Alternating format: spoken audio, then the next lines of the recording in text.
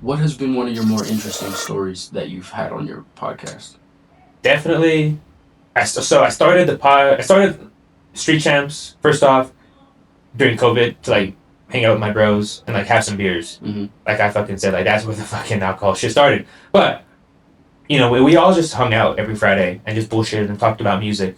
But eventually, I was really inspired by Soft White Underbelly. Yep. Amazing channel. Mark is killing it with that channel. Yeah. And in my heart, I am a fucking philanthropist. I like to help people. I liked, and especially people who are homeless and kids. Like I have, because I was homeless. So like, I wasn't like on the street fucking starving, For sure. but I was, sleeping in a friend's garage in the dead of winter with really nowhere to go. Fucking not in my city at all. So it was, and it sucks and it's scary to experience that.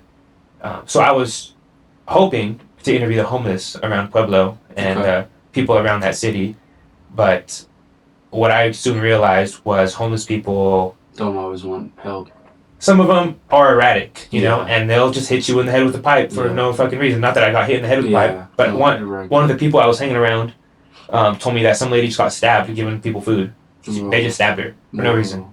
So I was like, yeah, maybe I stopped doing this. Yeah.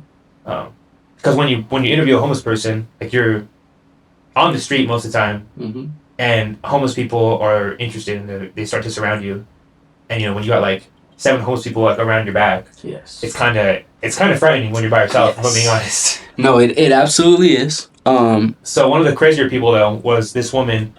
Her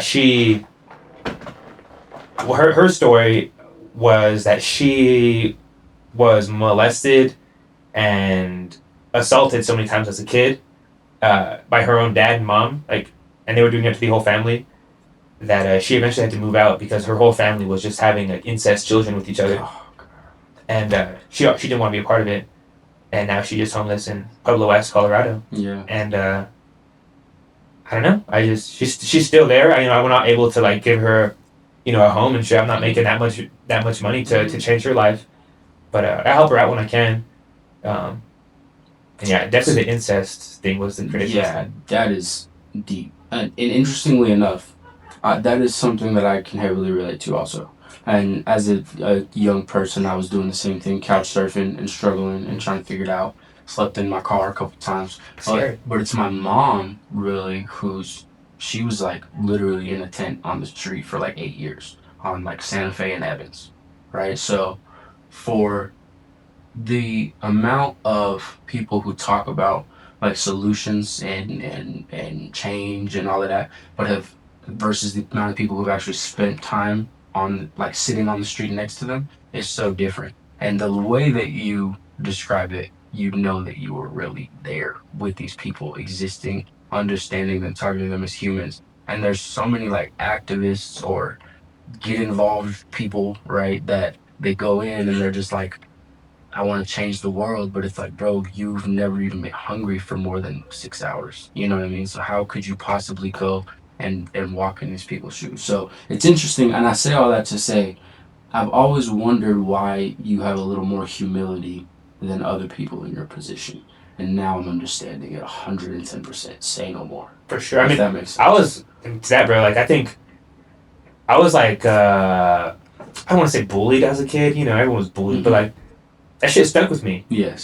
So I know how it feels to be treated wrong, and like picked on for shit you can't help, or like you're just like weird and awkward. So that for sure, I gravitate towards the weird people now because they have a little bit more going on. Yeah. Upstairs most of the time. Sometimes they're just really weird. Yeah.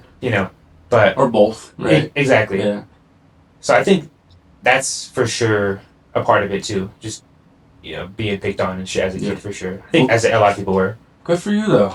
Not like that's good that it happened, but good for you to take it, turn it into something, make it your strength. As they say, that's how superheroes are created. I'll take it, man. Yeah. I'll take it.